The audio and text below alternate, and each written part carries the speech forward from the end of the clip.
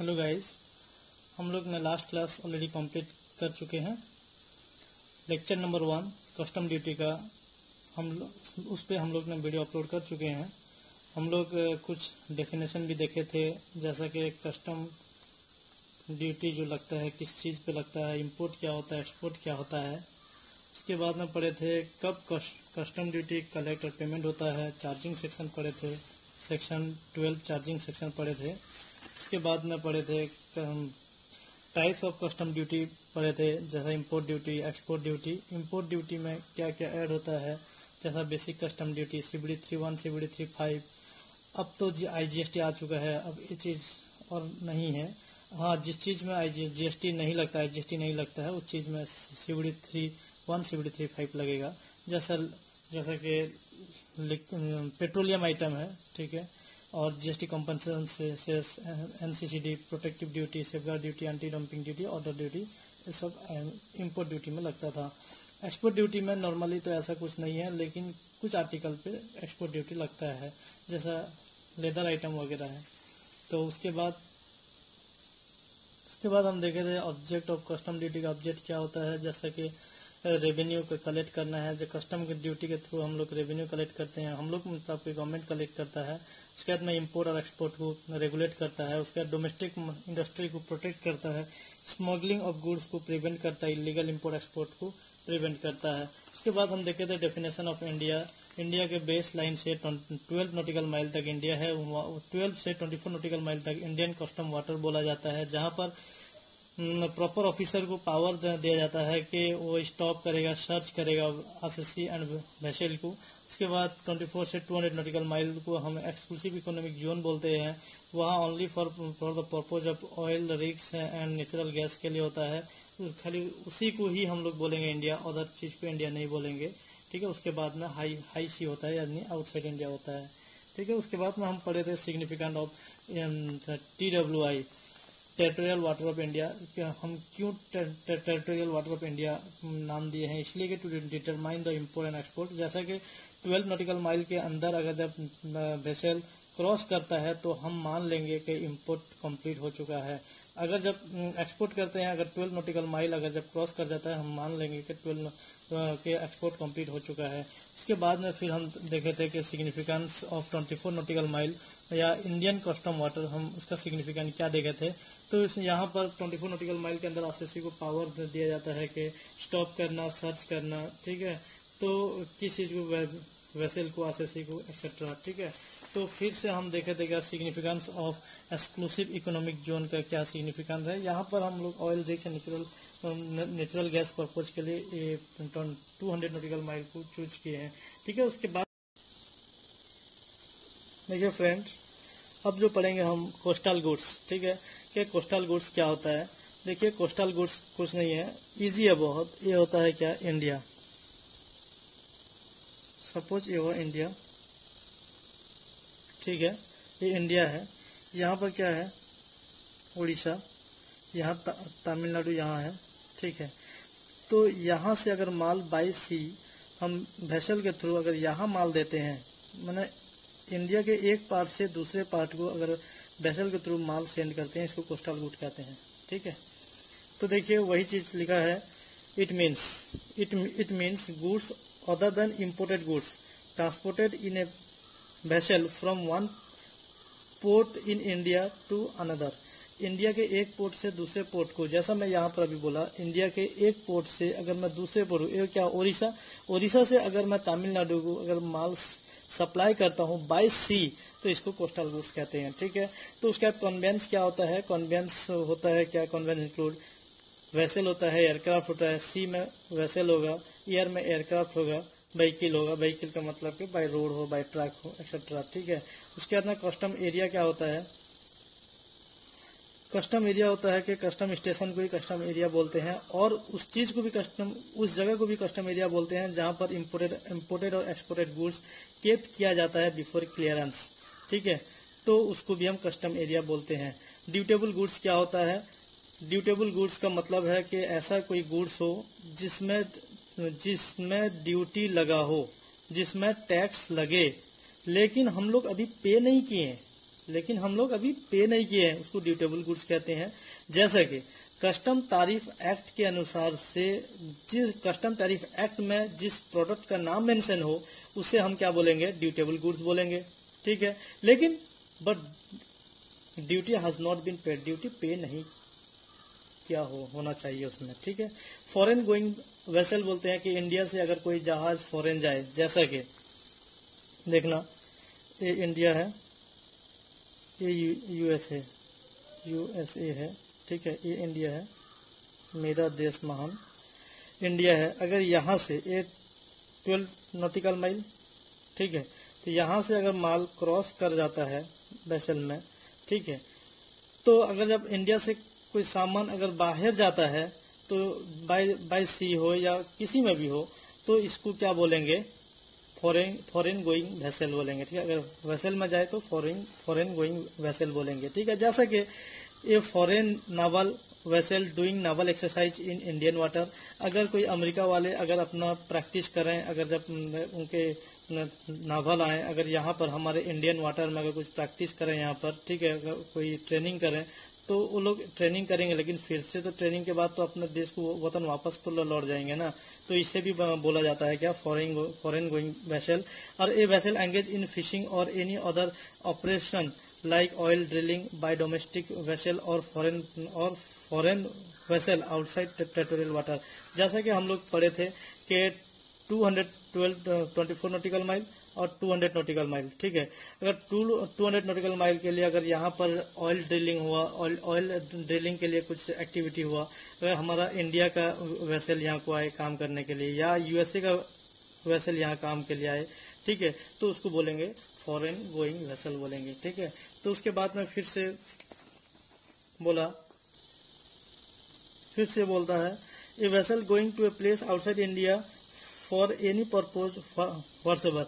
बोलता है कि मैं पहले ही बोल चुका हूँ, फॉरेन गोइंग वेसल में सबसे पहले बोला कि इंडिया से अगर कोई जहाज अगर बाहर जाता, कोई वेसल अगर इंडिया छोड़कर इंडिया से बाहर जाता हो, तो उसको भी हम बोलेंगे फॉरेन गोइंग वेसल, ठीक है। गुड्स का मतलब क्या है, आज पर द कस्टम एक्ट के अनुसार से गुड्स का मतलब वेसल, एयरक्राफ्ट एंड व्हीकल, ये 3 चीज तो सबसे पहले आ जाएगा।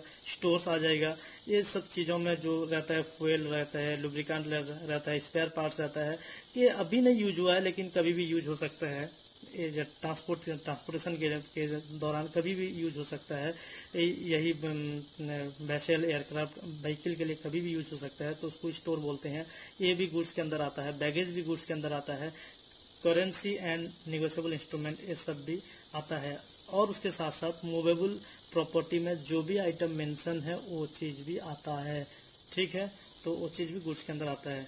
तो दोस्तों देखिए, अभी हम देखेंगे केस लॉ, देखेंगे कि एक केस लॉ है, आप लोग बुक्स में देखेंगे लिखा हुआ है, इलाबोरेटली लिखा हुआ है, लेकिन मैं आपको बहुत शॉर्टकट वे में समझाता हूँ।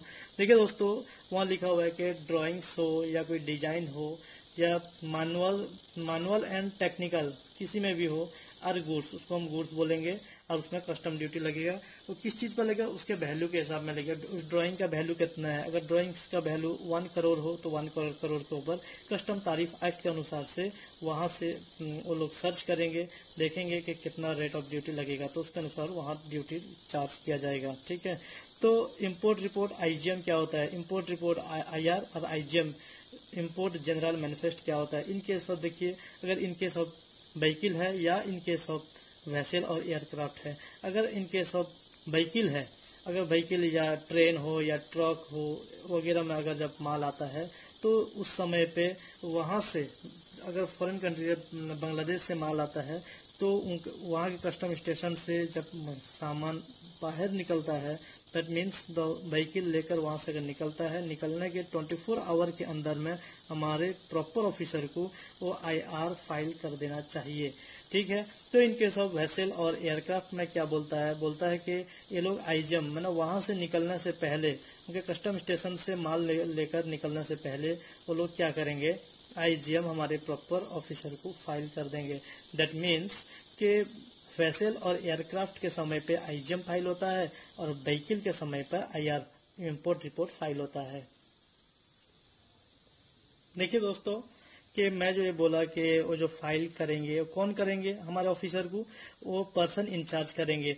ठीक है, तो पर्सन इंचार्ज कौन होते हैं? इट मीन्स वेसल में अगर माल आता है तो वेसल का जो मास्टर होता है वो पर्सन इंचार्ज होता है। ठीक है, तो एयरक्राफ्ट अगर होता है तो कमांडर, एयरक्राफ्ट का जो कमांडर और पायलट इंचार्ज ये उसका पर्सन इंचार्ज होता है। ट्रेन का कंडक्टर होता है या गार्ड होता है। ठीक है, व्हीकल का ड्राइवर होता है पर्सन इंचार्ज, अदर कन्वेंस का पर्सन इंचार्ज, जो भी उसको उसमें पर्सन इंचार्ज होगा वही उसकी जिम्मेदारी होगा कि वो IR हो या IGM हो वो फाइल करेगा। ठीक है, इम्पोर्टेड गुड्स का मतलब क्या है? बोलता है इम्पोर्टेड गुड्स का मतलब ये बोलता है कि अगर फॉरेन कंट्री से अगर इंडिया को माल आए लेकिन होम कंजम्पशन के लिए क्लियर ना होना चाहिए। अगर होम कंजम्पशन के लिए, अगर देखिए यहाँ पर हम लोग क्या किए, माल देखिए हम लोग ये इंडिया है। ठीक है, यहाँ पर और एक डायग्राम करते हैं। ये इंडिया है, माल ये USA है। ठीक है, USA है, माल यहाँ से यहाँ चलाया, ये 12 नॉटिकल माइल है।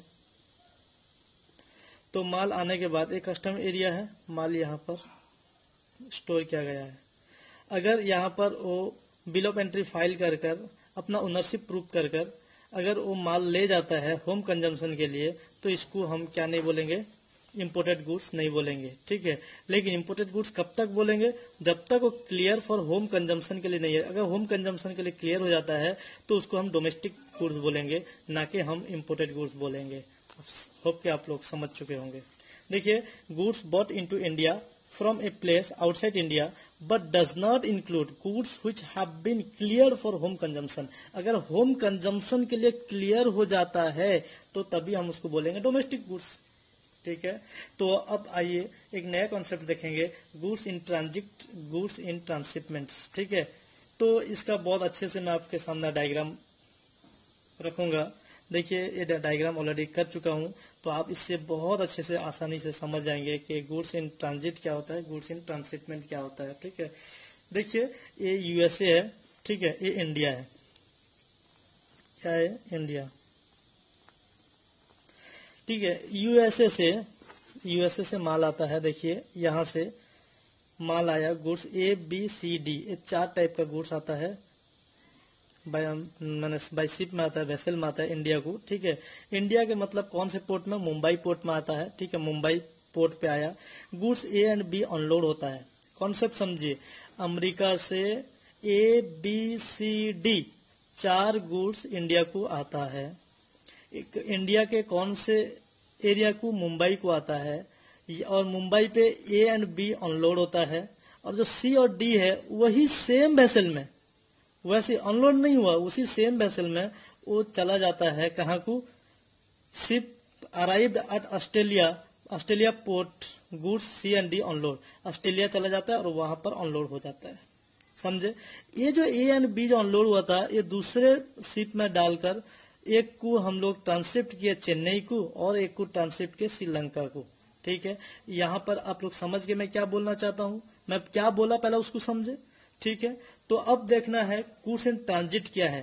गुड्स इन ट्रांजिट का मतलब यह है कि अगर एक कंट्री से अगर कोई भी कंट्री से हमारे कंट्री को अगर माल आए, उसी शिप में माल उसी शिप में हमारे कंट्री में से हमारे एक स्टेट से अगर दूसरे स्टेट को सेम शिप में माल ट्रांसफर हो, या हमारे देश से दूसरे कंट्री को सेम शिप में माल जाए, उसको बोलते हैं गुड्स इन ट्रांजिट बोलते हैं। गुड्स इन ट्रांजिट बोलते हैं। अगर जब जहाज वेसल चेंज हो जाए, गुड्स हम ट्रांसफर करेंगे चाहे दूसरे स्टेट हो या दूसरा कंट्री हो, लेकिन अगर शिप बदल कर हम लोग गुड्स ट्रांसफर कर रहे हैं उसको ट्रांसशिपमेंट बोला जाता है। गुड्स इन ट्रांसशिपमेंट बोला जाता है। ठीक है, सेम वेसल हो, ट्रांसफर के लिए सेम वेसल यूज किया जाए तो गुड्स इन ट्रांजिट। अगर जहाज बदला जाए, अगर व्हीकल या शिप बदला जाए तो उसको गुड्स इन ट्रांसशिपमेंट बोला जाता है। ठीक है, अगर इंडिया के अंदर हो तो वहां ड्यूटी लगेगा, अगर इंडिया के बाहर जाए तो गुड्स तो हमारे यहाँ पर हम लोग तो बिल ऑफ एंट्री फाइल नहीं किए हैं तो इसलिए यहाँ पर ड्यूटी नहीं लगेगा। ठीक है, यहाँ क्या सेकंड पार्ट बात बात बोला गया, श्रीलंका को दूसरे जहाज में डालकर ले गया। ठीक है, उम्मीद है आप लोग ये चीज समझ गए होंगे। देखिए दोस्तों, ये तो था डेफिनेशन पार्ट। अब की बार जो पार्ट शुरू होने वाला है, अब की बार जो शुरू होने वाला है, इसको ज्यादा ध्यान से पढ़ें, ज्यादा ध्यान से सुने और ज्यादा ध्यान से लिखें, क्योंकि ये आपके प्रॉब्लम में आने वाला है। वैल्यूएशन का आप कुछ भी कस्टम का कुछ भी प्रॉब्लम करेंगे तो सबसे पहला इसी चीज को ध्यान में रखना होगा। देखिए, रेट ऑफ कस्टम ड्यूटी, हम लोग कस्टम ड्यूटी का कौन सा रेट लेंगे।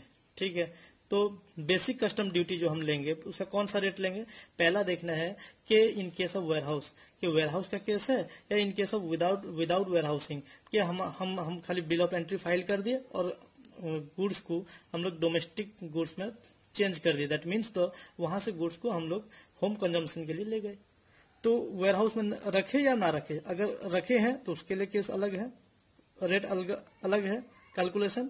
अगर जब हम लोग विदाउट वेयरहाउसिंग, मैंने वेयरहाउस नहीं किए, डायरेक्ट माल आया और हम लोग अपना घर वापस हम लोग ले आए, तो उसके लिए रेट कैसा कैलकुलेशन होगा देखना है। अगर वेयरहाउस में, इन केस ऑफ वेयरहाउस होता है तो date of presentation of bill of entry for home consumption, जब देखिए वेयरहाउस में जब माल जाता है और जाने के बाद जितने दिन का परमिशन रहता है, परमिशन के बाद जितना दिन का रहता है उसी दिन के अंदर हम लोग क्या करेंगे, बिल ऑफ एंट्री फाइल करते हैं फॉर होम कंजम्पशन के लिए।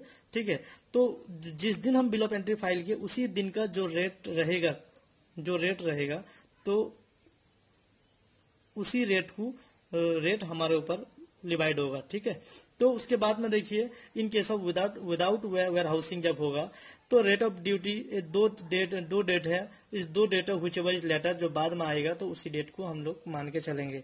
ठीक है, rate of basic custom duty समझेंगे। जैसा rate of duty are the time of submission of bill of entry, जब बिल ऑफ एंट्री हम प्रेजेंट किए, जब प्रॉपर ऑफिसर को दिए बिल ऑफ एंट्री जिस दिन में, उस दिन का डेट। और rate of duty are the time of entry inward granted to the vessel, जब वेसल को जब एंट्री इनवर्ड मिला, दैट मीन्स द इंडिया के अंदर, मैंने 12 नॉटिकल माइल के अंदर आने के लिए जब एंट्री मिला, ठीक है, जब वो एंट्री दिया वेसल को, जब एंट्री इनवर्ड ग्रांट किया गया, तो वो डेट व्हिचएवर इज लेटर, कौन सा डेट बाद में आएगा, जो डेट बाद में आएगा उसी डेट का जो रेट होगा उसी को रेट ऑफ कस्टम ड्यूटी बोला जाएगा, वही रेट लेना है। ठीक है, तो अभी हम लोग एग्जाम्पल 2 और एग्जाम्पल 3 भी करेंगे। ठीक है, उससे पहले हम लोग एक चीज देखेंगे, exchange rate for imported goods. ठीक है, तो एक्सचेंज रेट क्या लेना है, वो तो डॉलर में दिया रहेगा, अगर यूरो में दिया रहेगा तो एक्सचेंज रेट क्या लेना है, तो पहला देखना है कि इन case of single exchange of CBIC given, अगर जब कुछ एक ही दिया है कि सीबीआईसी, वहां पर क्वेश्चन में दिया रहेगा कि एक ही डेट दिया रहेगा कि सीबीआईसी जो मैंने नोटिफाई करता है एक्सचेंज रेट मैंने 10%, तो 10% ले जाना है। ठीक है, अगर जब more than one exchange of CBIC is given, अगर मोर देन वन डेट का अगर जब लिया रहेगा तो एक्सचेंज ऑफ सीबीआईसी आज on the date of submission of bill of entry, तो जिस दिन बिल ऑफ एंट्री फाइल किए उसी दिन का जो एक्सचेंज रेट रहेगा, जो एक्सचेंज रेट सीबीआईसी बोला होगा तो उसी डेट का ही लेना है। देखिए, सबसे पहला यहाँ पर हम लोग पढ़े कि अगर जब एक ही बार दिया है कि सीबीआईसी बोला है कि एक्सचेंज रेट ये है 10% है, तो वही 10% ले जाना है। अगर जब बोला होगा कि बिल ऑफ एंट्री के वक्त में सीबीआईसी का रेट इतना है और कुछ डेट दिया रहेगा कि उस, और एक डेट दिया रहेगा कि उस डेट में सीबीआईसी का मैंने एक्सचेंज रेट इतना है, तो हमको कितना लेना पड़ेगा, बिल ऑफ एंट्री के वक्त में जितना सीबीआईसी का डिक्लेयर रहेगा कि एक्सचेंज रेट कितना है तो उतना ही हमको लेना है। ठीक है, तो इन केस ऑफ वेयरहाउस के वक्त में जब हम लोग वेयरहाउस को माल ट्रांसफर करते हैं, फिर वहां से बिल ऑफ एंट्री फिर फाइल करते हैं, उसके बाद हम लोग अपने घर को वापस माल लाते हैं, तो उस केस में, इन केस ऑफ वेयरहाउस के केस में एक्सचेंज रेट क्या हुआ, date of submission of bill of entry for warehousing, जब वेयरहाउस के लिए बिल ऑफ एंट्री फाइल करते हैं तो वही डेट लेना है। ठीक है, एक्सचेंज रेट, बस खत्म है। तो आज जो हम इतना पढ़े हैं फिर से फटाफट हम रिवाइज कर लेते हैं, उसके बाद एग्जाम्पल 2 एग्जाम्पल 3 भी कर लेंगे। ठीक है, सबसे पहले हमने आज देखे हैं कि कोस्टल गुड्स क्या होता है, कि इंडिया के एक पार्ट से अगर दूसरे पार्ट को, एक स्टेट से दूसरे स्टेट को अगर माल बाय सी अगर जब जाता है, बाय वेसल अगर जब जाता है एक पार्ट से दूसरे पार्ट को, तो उसको क्या बोलेंगे, कोस्टल गुड्स। उसमें क्या बोलते हैं कि वो इम्पोर्ट एक्सपोर्टेड नहीं होना चाहिए, जैसे इनके in a vessel from one port in India to another, ठीक है।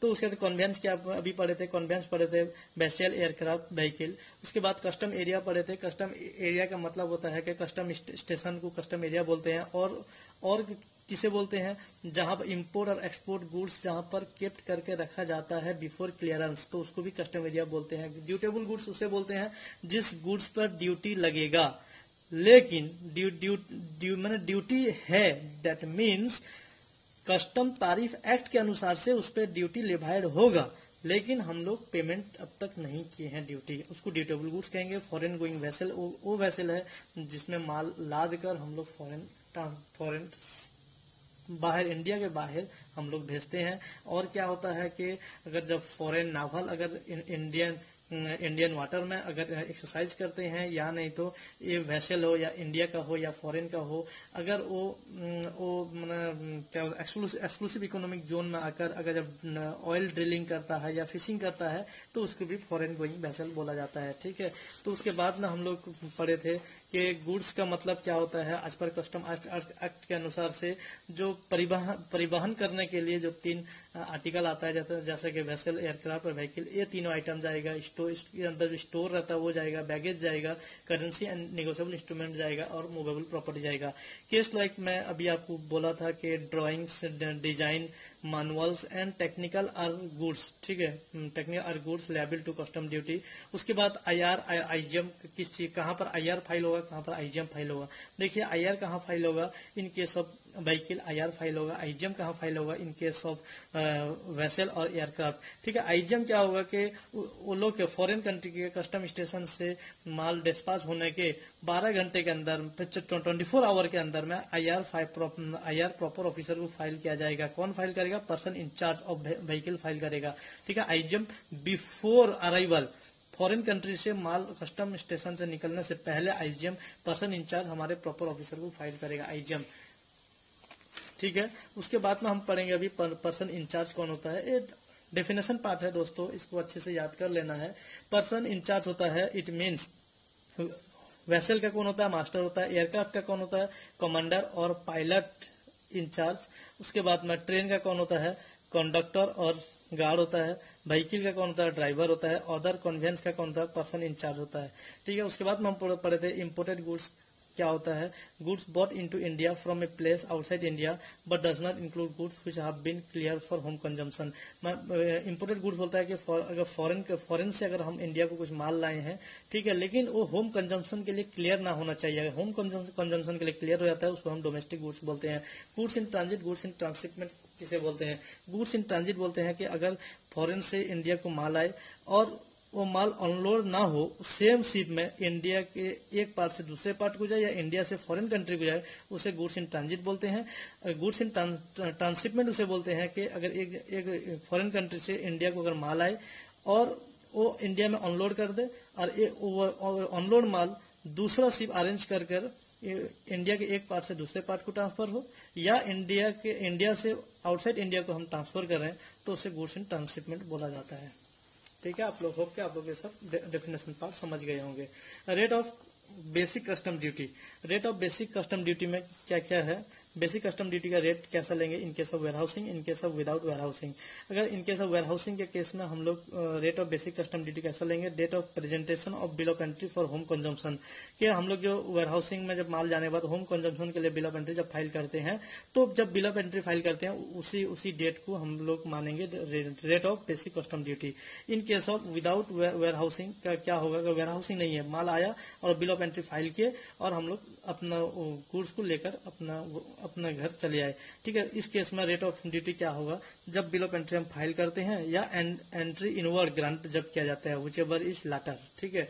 तो उसके बाद में हम एक्सचेंज रेट कैसे करेंगे, जब डॉलर में सब अमाउंट दिया होगा या यूरो में दिया होगा या अदर करेंसी में दिया होगा तो एक्सचेंज रेट कैसा लेंगे in case of single exchange of CBIC given. अगर जब ऐसा दिया होगा कि सीबीआईसी के हिसाब से एक्सचेंज रेट इतना है, एक ही बार दे दिया है तो उसी को ले लेना है, ठीक है। अगर जब 2-3 बार दिया रहेगा, बोला होगा कि बिल ऑफ एंट्री के फाइल करते वक्त में ये डेट है एक्सचेंज रेट, और एक डेट दिया हुआ, इस डेट में सीबीआईसी भी डिक्लेयर किया है इतना रेट है एक्सचेंज रेट, तो हम क्या लेना है, बिल ऑफ एंट्री के वक्त में सीबीआईसी का जो रेट है उसी को लेना है, बस खत्म, दैट्स इनफ। अगर more than 1 CBIC exchange rate दिया होगा, ठीक है, अगर CBIC more than 1 exchange rate दिया होगा, ठीक है, तो हमको एक ही लेना होगा बिल ऑफ एंट्री का, ठीक है। इनकेस ऑफ वेयरहाउस के वक्त में जब हमारा date of submission of bill of entry for warehousing, ठीक है, वेयरहाउसिंग में गुड्स को रखने के लिए जो बिल ऑफ एंट्री फाइल किया जाता है, ठीक है,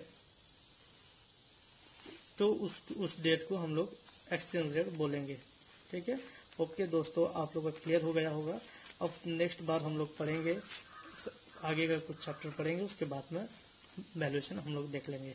उम्मीद है कि नेक्स्ट क्लास में हम लोग का वैल्यूएशन भी कंप्लीट हो जाएगा।